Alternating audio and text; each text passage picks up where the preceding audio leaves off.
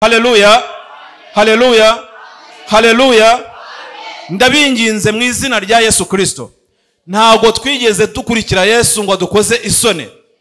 Nta nabo twigeze tubona yigeze akoze isoni cyangwa ngo agire gute ngo ahemukire.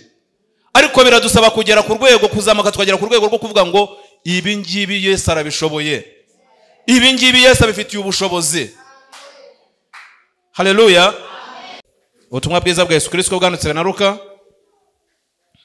Turavuga ku kwizera uyu munsi, turavuga ku kwizera Imana, turavuga ku kwizera Imana bihesha ubugingo buhoraho kandi bitanga n'imibereho, bitanga n'ubuzima muri iyi si. Muri ubu buzima, muri iyi mibereho ya buri munsi, kwizera Imana ni ingabo. Twasomye ubutumwa bwiza bwa Yesu Kristo bwanditswe na Luka ibice 20:25. Haravuze ngo, arababwira ati, mwabapfumwe, imitima yanyu itinze cyane kwizera ibyo abahanuzi bavuze byose.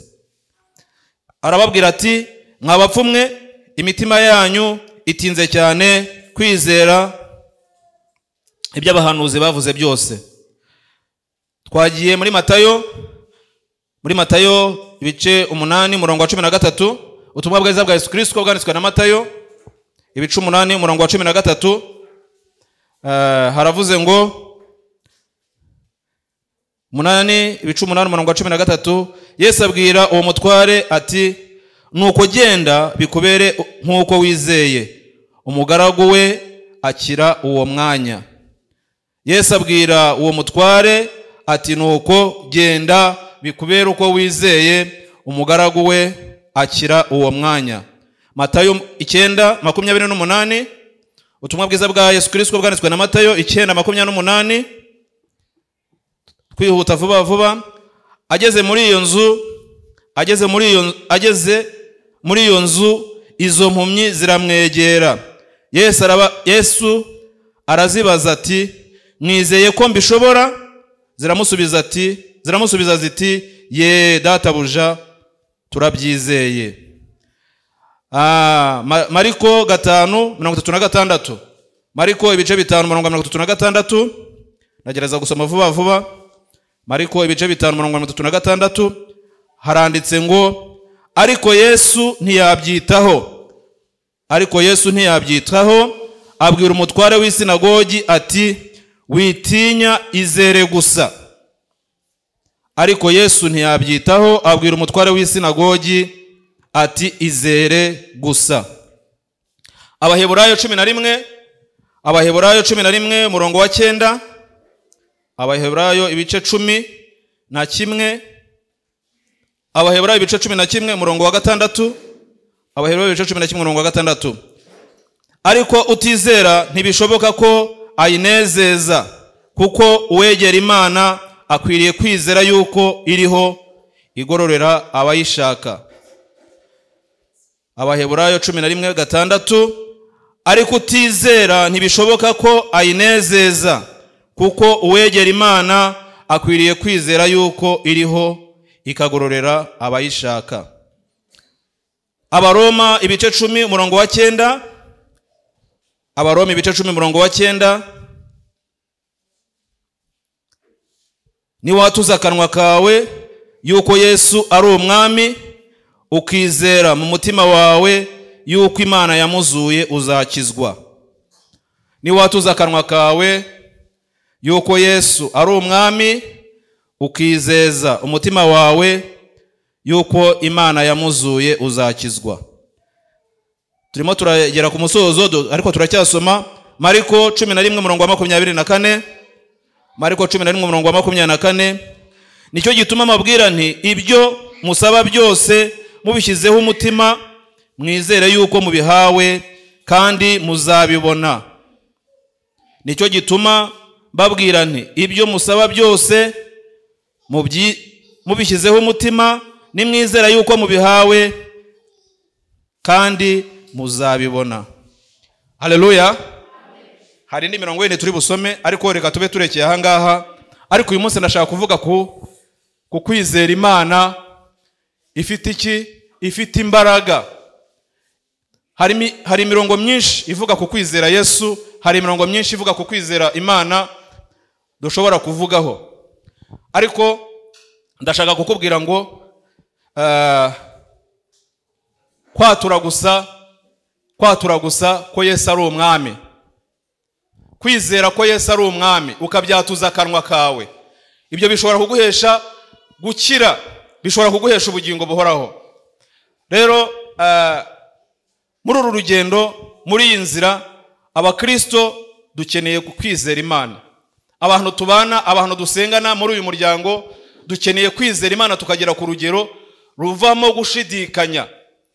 Hari igihe tuba mu rungabangabo ukabona abantu baracyashidikanya ku Mana, ukabona abantu baracyashidikanya ku kwizera Kristo Yesu nk'umwami n'umukiza w'ubugingo bwe, ukabona abantu baracyashidikanya ko Imana ihari.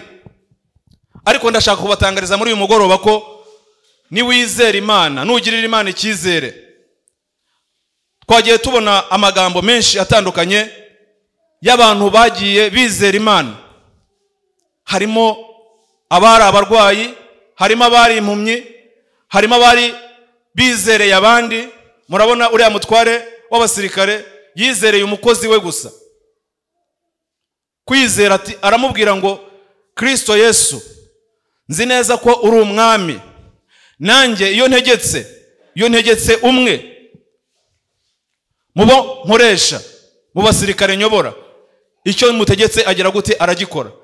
Yizeye Imana ku rwego avuga ngo ntago ari ngombwa ko uwo muntu nizereye, uwo murwayi nizereye kwaza ahangaha, ijambo ryawe gusa rishobora kumukiza atabashije kugera hano.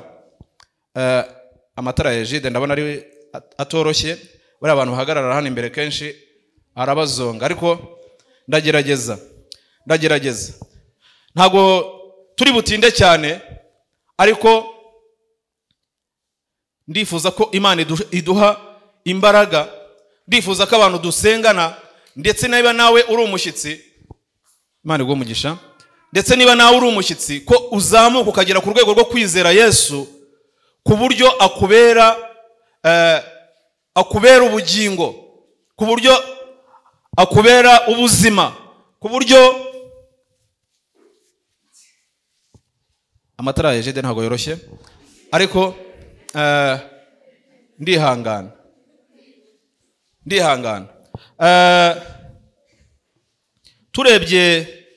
Turebye ku bantu bagiye bizera Imana, nta muntu n'umwe kwizera Imana, abantu bose bagiye bizera Imana, nta muntu n'umwe wigeze yizera Imana ngo ugire gute imukoze isoni.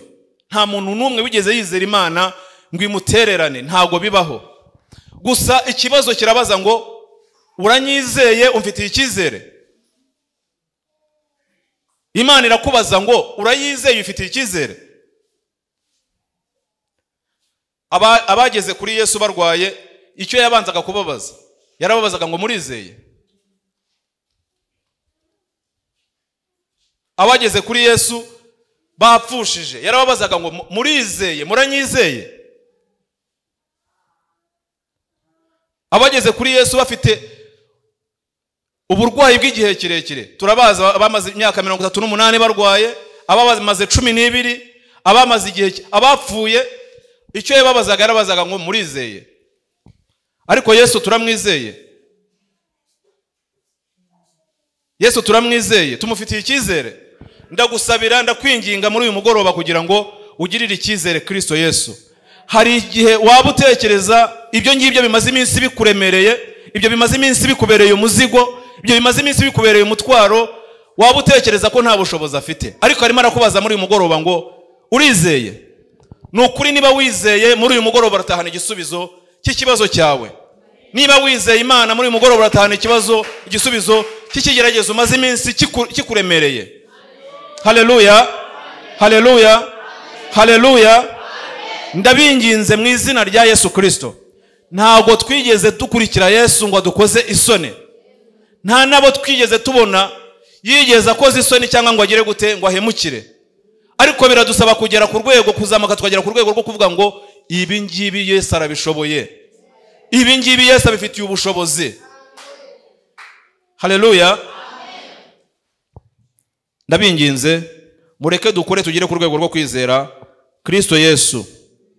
Abakorintho 13, Abakorintho ba mbere 13 umurongo wa 7 haranditse ngo rubabarira byose, rwizera byose, rwiringira byose, rwihanganira iki byose. Urwo ni uruki? Urwo ni uruki? Rubabarira byose,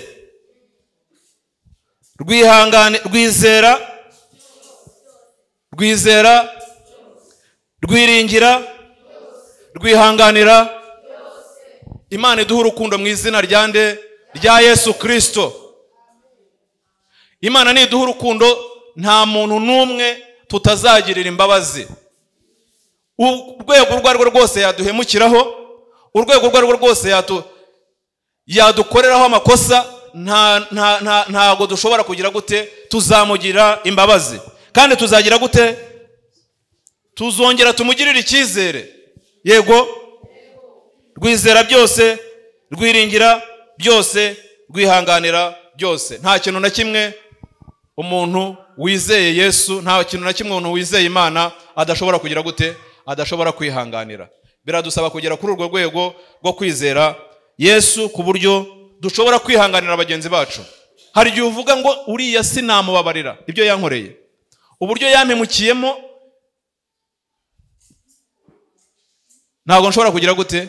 Ntago nshobora kumugirira, ariko ngo rubabarira. Akarahira akavuga ngo umva, niba kugira ngo nzajye mu ijuru ari ukumubabarira, ubwo ndagize gute? Ubwo ndariretse. Ariko rubabarira, ariko rwihanganira. Ubukweri wafashe icyemezo cyo kuvuga ngo uretse ijuru kubera imbabazi. Ijambo imbabazi gusa. Imbabazi Yesu yatugiriye ntago dushobora kugera ku rwego tuzitangaho, ntibishoboka. Urukundo Yesu yadukunze ntago dushobora kugera urugero turugira gute? Turutangaho, turuha abarukeneye. Ariko Imana dushoboze kandi duhe imbaraga. Yohana wa mbere 4:16, Yohana wa mbere 4:16 haravuze ngo natwe twamenye kandi twizeye urukundo Imana idukunda. Natwe twamenye kandi twizeye urukundo Imana idukunda. Imana ni urukundo, kandi uguma mu rukundo aguma mu Mana. Imana ikaguma hehe? Ikaguma muri we. Natwe twamenye kandi twizeye urukundo Imana idukunda. Birasaba ko tusobanukirwa tukamenya urukundo Imana idukunda. Twamara kurusobanukirwa kandi tukagira gute? Tukarwizera. Ukizera ukagera ku rwego wizera urukundo Imana igira gute? Imana igukunda. Nibwo uzashobora kugira imbabazi mugenzi wawe. Nibwo uzashobora gukunda mugenzi wawe. Nusobanukirwa ukagera ku rwego utekereza Imana urukundo yadukunze, ubwo yemeye kwisiga ubusa igatanga umwana wayo w'ikinege umwe wenyine yari ifite. Umwana umwe. Abo twari kumwe ejo ku ifunguro ryera twarabivuganye, twarabivuze.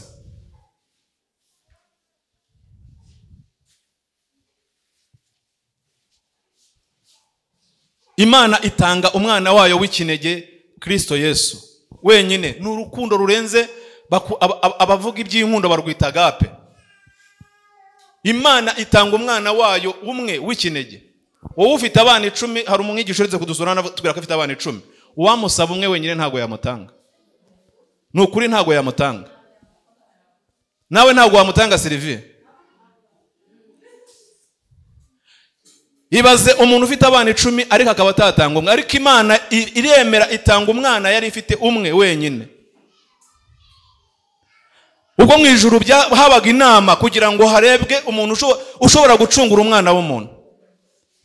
Haba inama, ijuru ryose riraterana. Abamarayika baraza, ibizima biraza, abaserafe baraza, abakerubi baraza, mbese guverinoma yose y'ijuru iraterana. Habura n'umwe washobora gucungura umwana w'umuntu. Bose bakareba bakavuga reka. Ariko yari imibabaro ikomeye. Ejo twabivuzeho. Yesu yahemukiwe n'abantu b'abagome, yakubiswe n'abantu b'abagome bari bafite inkoni zirimo imisumari, inkoni imikoba irimo imisumari, ku buryo bamukubitaga za nkoni ya mikoba bamukubise ikajivanaho n'inyama. Ariko murabona urukundo Imana yadukunze, murabona urukundo Kristo yadukunze, akavuga ngo nubwo nari umwana w'Imana, nubwo nari nicaye iburyo bw'Imana, ntago nshobora kureka uriya muntu kugira ngo arimbuke. Imana irabyemera, idukunda urukundo ruhambaye kuri ruriya rwego. Umwana wayo araza kubitwa n'abantu b'abagome, ashinyagurwa n'abantu b'abagome, ku rwego Imana yagezeho nayo ikamutera umugongo, irimo kureba ibiri kumubaho. Yesu abona Imana imuteye umugongo iramuretse, arangije aravuga ngo Mana yanjye niki gikundekesheje, Mana yanjye niki. Ibyari birimo Imana nayo yarebye umubabaro, ireba ibintu abantu bamukoze. Ariko wowe uravuga ngo ntago wababarira umuntu, ngo yaramvuze gusa, ngo gusa kuvuga. Ariko Imana itugirira imbabazi, itanga umwana wayo wonyine umwe w'ikinege yari ifite, akorerwa ibintu nka biriya byose tuzi yakorewe.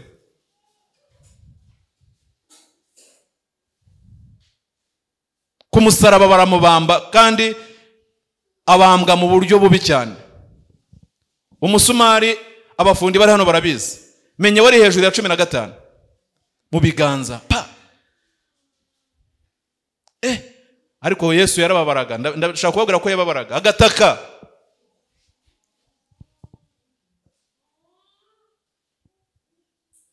Agataka mu birenge bagatera, akihangana akavuga ati Mana komeza umpe kwihangana, ariko uyu mwana w'umuntu mucungure.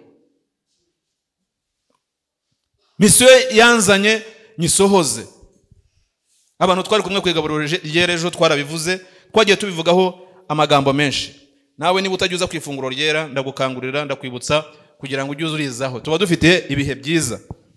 Ariko ndashaka kuvuga urukundo Imana yadukunze, ariko twebwe ubwacu hagati yacu biratunanira kugira gute? Gukundana. Biratunanira kwihanganirana, biratunanira kwizerana, kugirana umuntu mukorana umurimo bikakunanira kumwihanganira, bikakunanira kumugirira icyizere. Ariko urukundo rugira gute? Rwihanganira byose. Turaza gusoza dusaba Imana kugira ngo iduhe urukundo, turaza gusoza twinginga Imana kugira ngo iduhe kwihanganirana, turaza gusoza dusaba Imana kugira ngo iduhe kwizera, tugirirane icyizere. Yesu baramuvuze, nta muntu ushobora kukuvuga kurusha uko Yesu bamuvuze, ntawe. Umwana w'umubaji, umwana wo mu bakene, niki cyaturuka i Betelehemu? Ni igiki? Nta kiza cyaturukayo. Nazareti hava iki? Ariko se ko bitamubuje gukora misiyo ye kuducungura, yarihanganye kugeza aducunguye. Imana idushoboze kandi Imana iduha imbaraga, iduha urukundo kugira ngo dushobore gukora uyu murimo. Biradusaba kugira umurunga wo gukundana mu murimo w'Imana, gukundana nk'abana b'Imana, kwihanganirana. Nta kintu na kimwe gishobora kukubaho, nta kintu na kimwe umuntu ashobora kugukorera kiruta icyo bakoreye umwana w'Imana. Ariko aratwihanganira, kandi n'ubu turacyamuhemukira akatwihanganira. N'ubu ko ntago kuva mu gitondo kugeza nimugoroba urebye ibintu aba yakwihanganiye akakubabarira, ntago bigira ingano. Ariko twebwe biratunanira kwihangana, biratunanira kubabarira, gutanga imbabazi gusa. N'umuntu ashobora kuza akagusaba imbabazi ariko ukanga kuzimuha, ntazo muhaye, cyangwa ukanamubeshya ngo urazimuhaye ariko ari iki?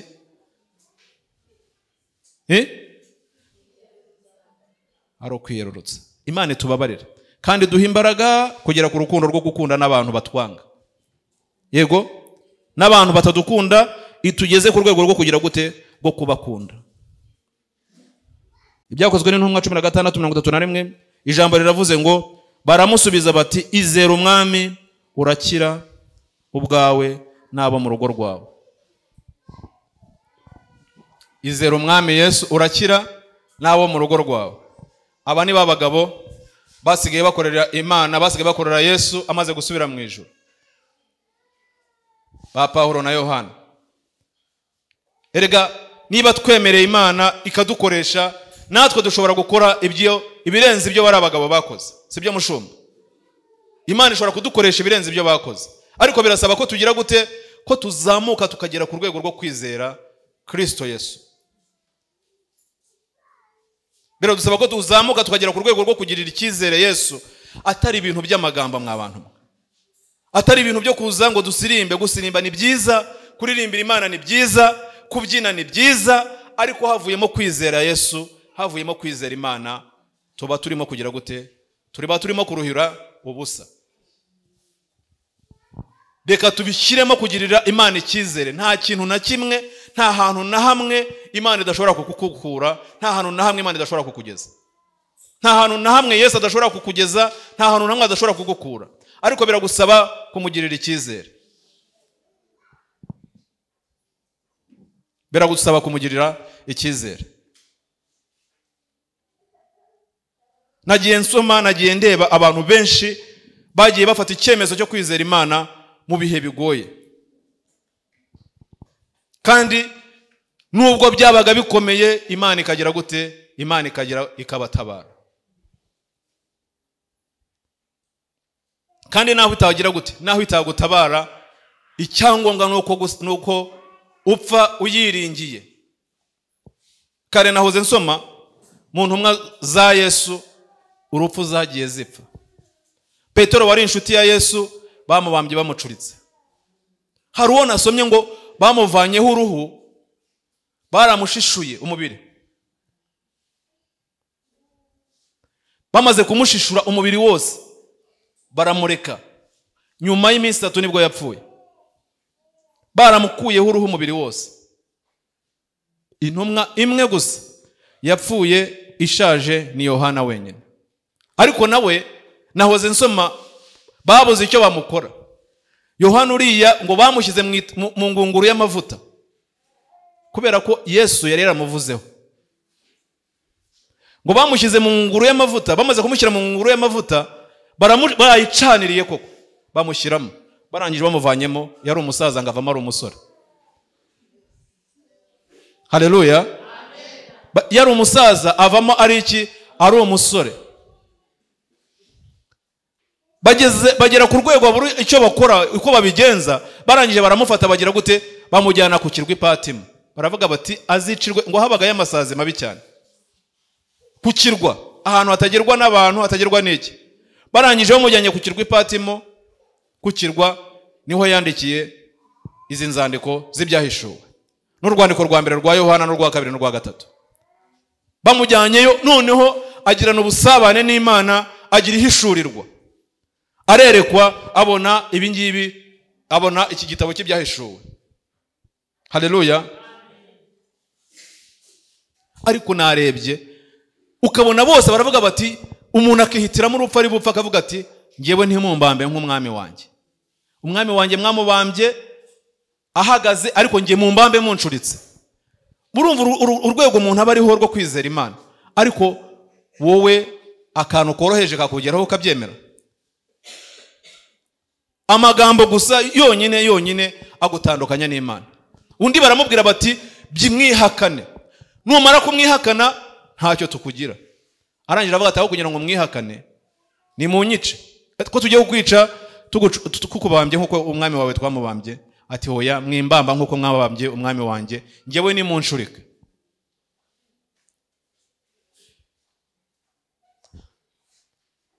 hari uwo bafashe bamushyira ku gasongero hejuru, ku gasongero kuri etaje hejuru. Barangije ngo baramuhanura mukubita hasi, barangije ngo bamuhurizaho amabuye abonye adashize mu mwuka mu ntumwa. Narebye urupfu intumwa zapfuye. Yohana ngo niwe wapfuye ageze mu myaka 107. 107, ariko izindi zagiye zipfa uruhongohongo. Ariko twebwe utuntu duto cyane, duto turadutandukanye n'urukundo rwande rwa Kristo.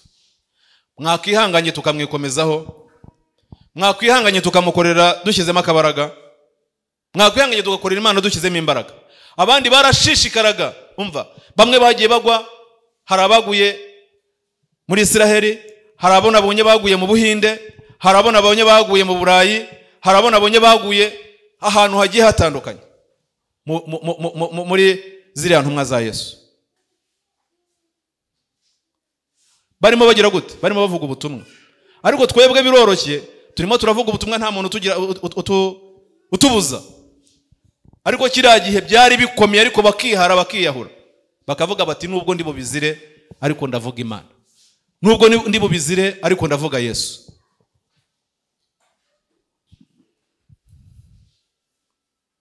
Ndabinginze kubw'imbabazi z'Imana, muzamure ikigero mwizeragaho Imana, muzamure ikigero mwizeragaho Yesu.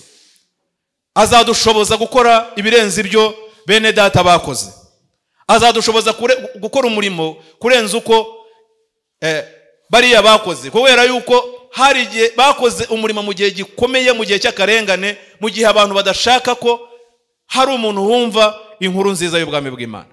Twebwe turimo turakora dufite uburyo, abigisha batandukanye bagenda banyura hano babitubwira. Turimo turakora dufite uburyo, dufite umwanya, nta muntu utubuza, ariko dufitemo intege nke, ntabwo dushishikaye. Ariko uko tungana ahangaha, uko Imana imaze kuduhamagara ahangaha, dusohotse tukavuga Yesu, dusohotse tukavuga Imana, aho dutuye, aho dukorera, aho tugenda, izina ry'Imana ryahabwa icyubahiro, izina ry'Imana ryashyirwa hejuru.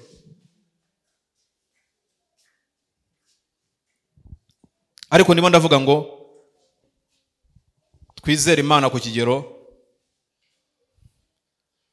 dushobora guhangana n'imbaraga za Satani, dushobora guhangana n'abakozi ba Satani. Ibicantege ni byinshi, ibituma kwizera kwawe gucika ni byinshi, ibituma kwizera kwawe kunamuka ni byinshi, birahari. Ariko hangana uvuge ngo Imana nizeye, Imana niringiye, irahari kandi ifite iki? Ifite imbaraga, ifite ubutware, ifite ubushobozi.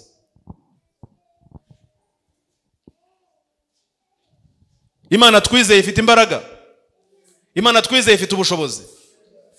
Tugiye gushyiramo imbaraga tuyikorere twivuye inyuma, tugiye gusiga ibyacu, tugiye gusiga ibyacu, dukurikire Yesu. Yego Jean Dodier?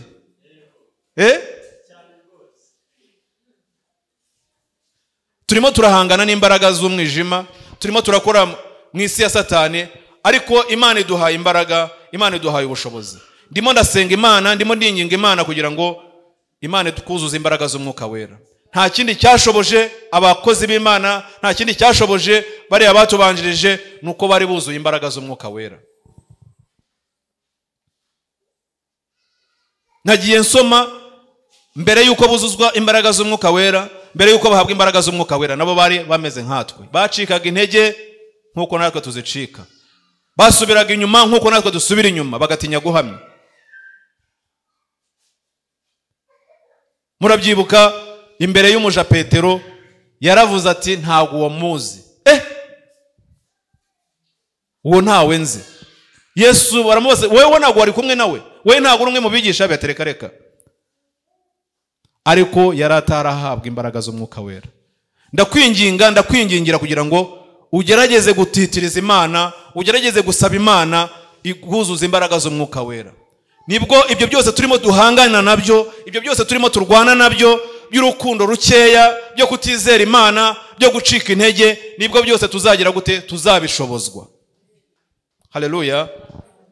Imana idushoboze, dutitirize, dusenge uburyo bwose kugira ngo dushobore guhabwa imbaraga z'Umwuka Wera. Nibwo tuzahagarara tukaba abagabo nyabagabo bo guhamya Imana.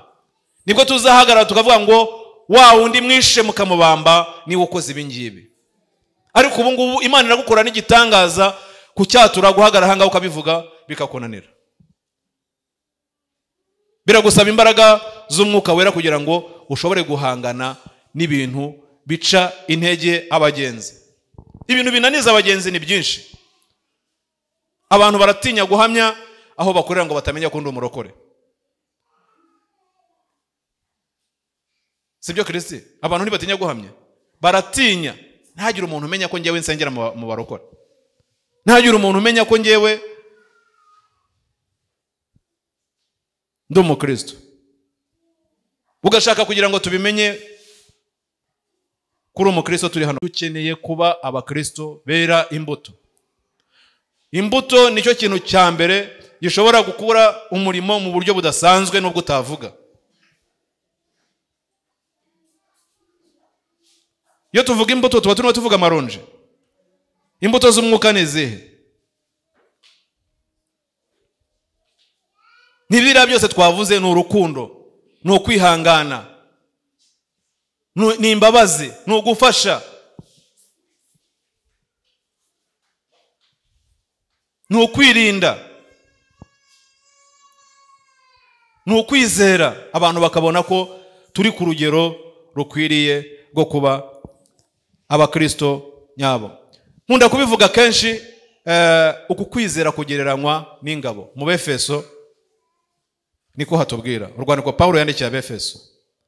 Kwizera kugereranywa n'ingabo. Ingabo ikingira iki? Ikingira igituza. Ntago ari igituza gusa, kuko ingabo ikinga hose. Abantu bakoze kare akazi ka gisirikare barabizi. Ingabo Satani akurashe ufite kwizera ashobora kukurasa mu mutwe, ufite ingabo ugakinga. Ukarinda iki? Ukarinda umutwe nubwo waba wambaye ingofero. Kwizera gushobora kurinda urubavu. Ingabo ishobora kurinda imyambi ivuye hariya. Iyi ngabo ishobora kurinda imyambi ivuye inyuma. Kukwizera kurakenewe mu izina rya Yesu kugira ngo dushobore guhangana n'ibitero bya Satani. Ngiye mbona kwizera ari ingabo ishobora kuba ihagarariye izindi zose. Koko ngo umuntu utizera ntago bishoboka ko ashobora kunezeza Imana. Ntago bishoboka ko ushobora kunezeza Imana utagira gute? Utizera. Birasaba kugira ngo uyizere uyige, ariko kugirira Imana icyizere kukibitugora, kukibitunaniza. Ni ibintu byoroshye, ni ibintu bidakomeye. Imana idushoboze kugirira Imana icyizere mu izina rya Yesu. Imana idushoboze gutunga iyi ngabo, kubera yuko niyo izashobora kudukingira imyambi yose Satani n'abadayimoni baturasa. Kubera ko kwizera, Satani aragutera ubwoba ngo urapfuye, uramubwira ngo hoya, Satani ntago mpfa, ndi umwana w'Imana. Ufite kwizera, Imana irandengera. Uramubwira ngo Satani aragukanga akagutera ubwoba ngo ko bigucanze, ko ibyawe bikurangiriyeho. Ufite kwizera Imana, uramubwira ngo ntago byancanga. Nizeye Imana ifite iki? Imana ifite imbaraga. Nizeye Imana ifite ubushobozi.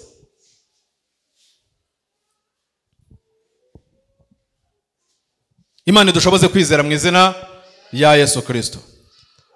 Ndimo ndasenga, ndimo ndinginga Imana kugira ngo Imana tuzamure itugeze ku rwego tuba abagabo bo guhamya, badafite ubwoba, badafitiye ubwoba abantu, ariko ko dutinya abantu, tugatinya guhamya imbere y'abantu, tugatinya kuba abagabo nyabagabo imbere y'abantu. Nitugera mu bikomeye bizagenda bite?